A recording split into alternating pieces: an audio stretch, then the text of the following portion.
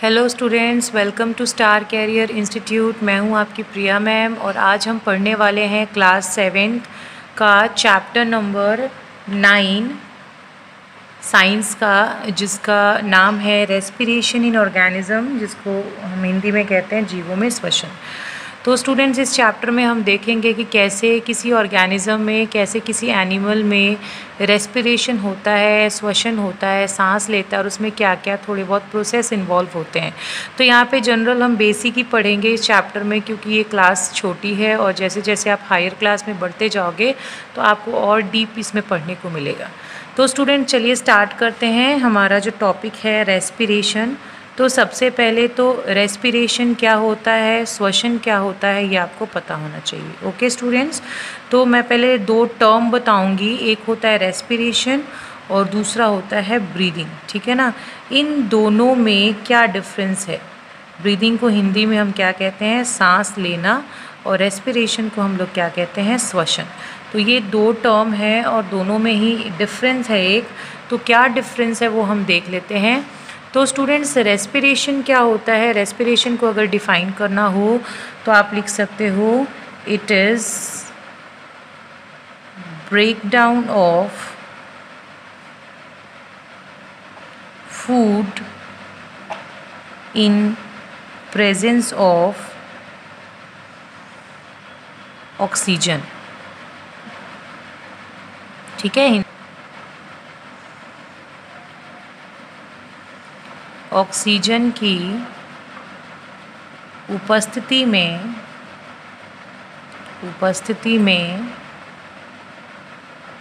भोजन का टूटना, ऑक्सीजन की उपस्थिति में भोजन का टूटना क्या कहलाता है? श्वसन कहलाता है। तो ये एक डेफिनेशन है जिसमें जो हमारा फूड होता है, ठीक है, जो भी हमारा फूड होता है उसको ऑक्सीजन की प्रेजेंस में यानी ऑक्सीजन की उपस्थिति में तोड़ा जाता है और क्या रिजल्ट बनता है? Carbon dioxide plus water plus energy. Clear हो गया स्टूडेंट? तो ये तीन चीज़ें बनती है as a result of respiration यानी श्वसन करने पे। यानी जो भी फूड आप खाते हो, जो भी भोजन आप खाते हो वो आपके शरीर में जाता है और फिर उसे तोड़ा जाता है, और उस तोड़ने की प्रक्रिया को हम लोग क्या कहते हैं? रेस्पिरेशन यानी श्वसन कहते हैं। तोड़ने के बाद जो कार्बन डाइऑक्साइड बनता है ये हमारे बॉडी से बाहर निकाल दिया जाता है और एनर्जी जो होती है, जो भी ऊर्जा बनती है, उसको हम लोग क्या कर लेते हैं? बॉडी में स्टोर कर लेते हैं, ताकि हमें जो भी काम या एक्टिविटी करते हैं उससे हमें रेगुलर एनर्जी या ऊर्जा मिलती रहे और हम उस चीज़ को एक्टिवली जो है वो कर सकें। क्लियर हो गया स्टूडेंट्स? नेक्स्ट हम बात करते हैं ब्रीदिंग की। तो ब्रीदिंग क्या होता है? ब्रीदिंग को आप कैसे डिफाइन करोगे? तो आप ब्रीदिंग में लिख सकते हो,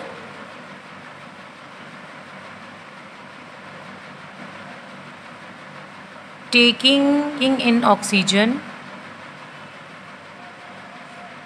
and giving out CO2। Clear हो गया? आप जो भी ऑक्सीजन ले रहे हो और कार्बन डाइऑक्साइड क्या कर रहे हो? छोड़ रहे हो। तो ऑक्सीजन का अंदर आप लिख सकते हैं, शरीर में ऑक्सीजन का अंदर लेना तथा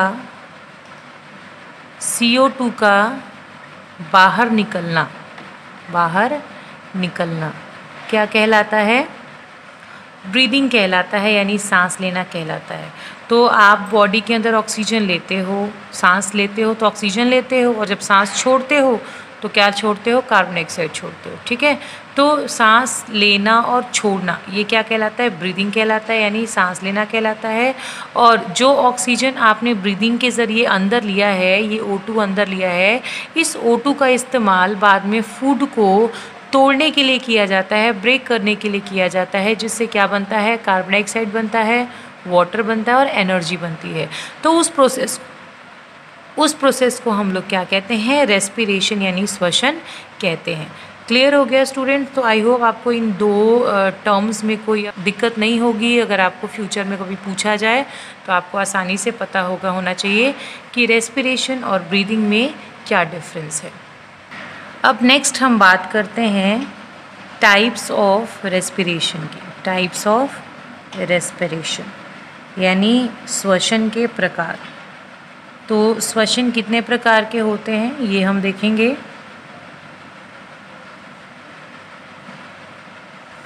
जनरली रेस्पिरेशन को दो पार्ट्स में बांटा गया है, दो टाइप्स में डिवाइड किया गया है। कौन कौन सा टाइप है वो? सबसे पहला है एरोबिक रेस्पिरेशन, पहला टाइप हमारा। हिंदी में इसको कहते हैं वायवीय श्वसन। Okay students.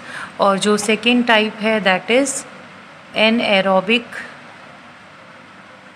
रेस्पिरेशन, और हिंदी में इसे क्या कहते हैं? अवायवीय श्वसन। तो श्वसन जनरली टू टाइप्स के होते हैं, aerobic respiration and anaerobic respiration. Clear हो गया स्टूडेंट्स?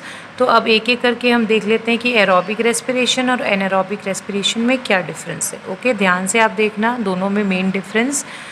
एरोबिक रेस्पिरेशन जो होता है आप लिख सकते हो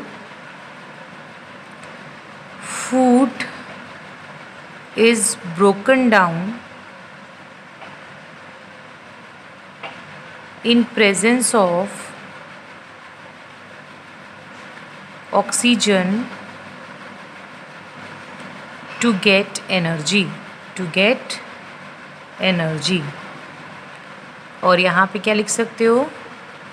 food is broken down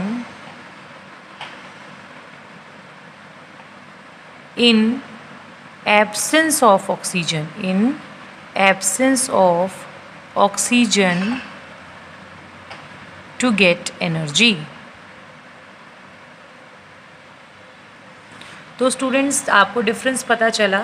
मैंने यहाँ लिखा food is broken down in presence of oxygen, और यहाँ लिखा food is broken down in absence of oxygen. यानी एरोबिक रेस्पिरेशन, वायवीय श्वसन, वह श्वसन होता है जिसमें भोजन को तोड़ा जाता है बट ऑक्सीजन की प्रेजेंस में, यानी वहाँ पे ऑक्सीजन का प्रेजेंट होना ज़रूरी है, उपस्थित होना ज़रूरी है।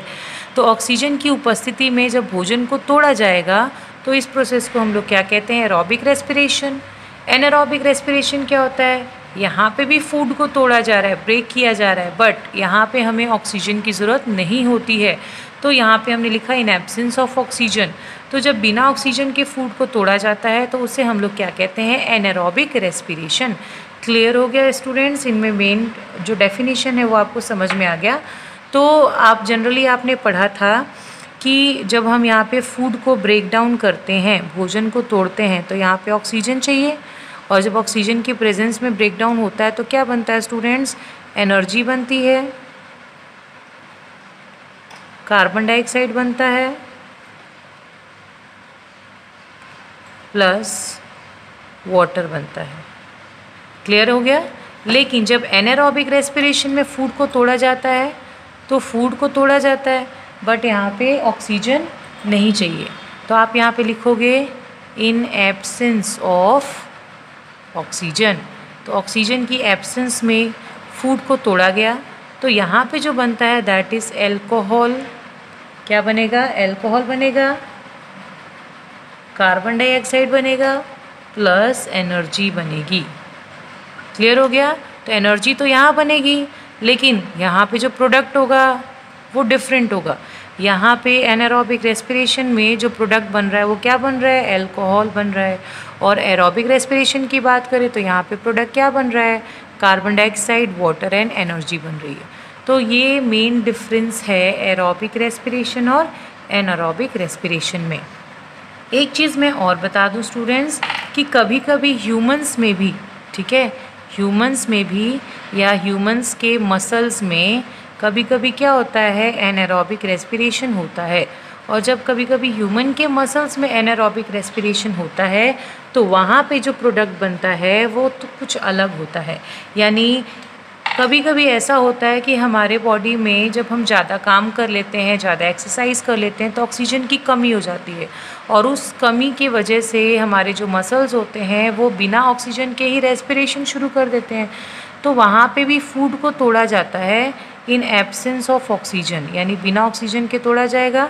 तो वहाँ पे जो हमारा प्रोडक्ट बनेगा वो अल्कोहल ना बन के क्या बनेगा, लैक्टिक एसिड बनेगा। क्या बनेगा, लैक्टिक एसिड। और साथ में क्या बनेगा, एनर्जी। तो लैक्टिक एसिड बना और एनर्जी बना, कहाँ बना, हमारे मसल्स में, इसीलिए इसको क्या कहा जाता है, एनारोबिक रेस्पिरेशन कहा जाता है। और स्टूडेंट्स ध्यान देना, कभी भी आप ज़्यादा हैवी एक्सरसाइज, बहुत ज़्यादा एक्सरसाइज कर लेते हो, खेलते हो, तो आपके जो मसल्स होते हैं, हाथ और पैरों के जो मसल्स होते हैं, उनमें दर्द होना शुरू हो जाता है। वो दर्द क्यों होता है, वो लैक्टिक एसिड की वजह से होता है और उसको हम लोग क्या कहते हैं, मस्कुलर क्रैम्प। क्या कहते हैं, मस्कुलर क्रैम्प। तो इस मस्कुलर क्रैम्प जो होता है, यानी जो हमारे बॉडी में दर्द होता है, वो लैक्टिक एसिड बनने की वजह से होता है, जो एनएरोबिक रेस्पिरेशन की वजह से होता है। अदरवाइज़ अगर हमारी बॉडी में सफिशिएंट ऑक्सीजन है, हमारे बॉडी में ऑक्सीजन प्रेजेंट है, तो हमारे बॉडी में सिर्फ एरोबिक रेस्पिरेशन ही होगा। तो स्टूडेंट्स, जो एरोबिक रेस्पिरेशन होता है, अगर मैं एग्जांपल की बात करूं, तो जितने भी एनिमल्स होते हैं या प्लांट्स होते हैं, उनमें एरोबिक रेस्पिरेशन ही होता है। और एनएरोबिक रेस्पिरेशन किन में होता है, एक तो मैंने आपको एग्जांपल दे दिया, ह्यूमन के मसल में जब हम हैवी एक्सरसाइज करते हैं।